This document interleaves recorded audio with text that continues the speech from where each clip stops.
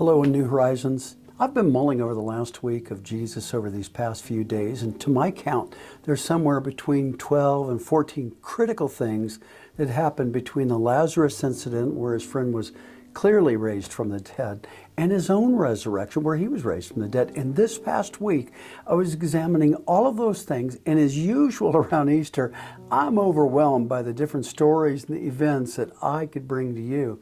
You got the triumphal entry, you've got the upper room discourse, you've got the Last Supper, you've got Gethsemane, and all those things happen before the trial, before the cross, and before the resurrection of Jesus. And it's easily over a year's worth of information just to filter through. And I was struggling with it to get a foothold, really. And so finally, I felt that surely one of the disciples would have drilled into the same conundrum of questions, because it's all so big and it's all so overwhelming. But I finally settled in on seeing what the disciple John and Peter had to say. John boiled everything down that happened on that day down to an epistle about love and about faith in that love. And even in his gospel, he started out with that focus. He said, "For God so loved the world." But then I wanted to see what Peter had to say, and I was drawn into 1 Peter chapter 2, and I immediately focused in on verses 24 and 5.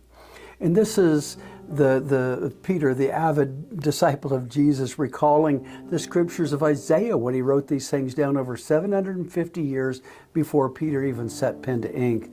And if there's ever anything that Peter was ever or never accused of, it couldn't have been that he wasn't passionate, because that guy could go from 0 to 60 in 1 second flat. And without a doubt, Peter was the most passionate of the 12 disciples. But if there was ever anyone that could match Peter for his passion, it was Isaiah.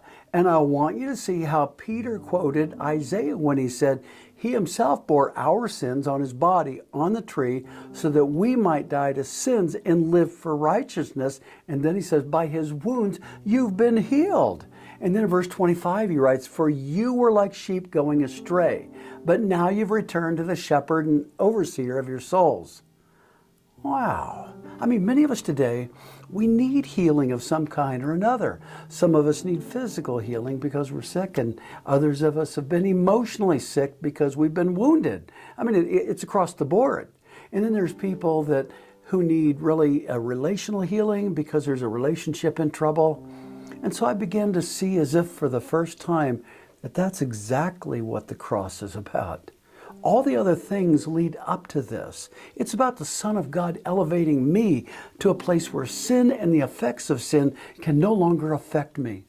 And that's so much deeper than what Pastor Phil or I can do in a couple of services.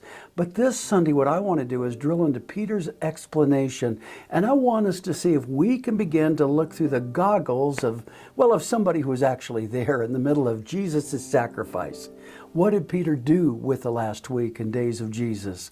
In his epistle, he looks at many decades down the road and he sees a different visual. And I believe his visual will help us to see things differently and change our lives. And I look forward to telling you about it this Sunday. Now remember, there's 2 services on Sunday, 9 a.m. and 10:30 a.m. So make sure and bring your friends. It's going to be wonderful. I look forward to seeing you soon.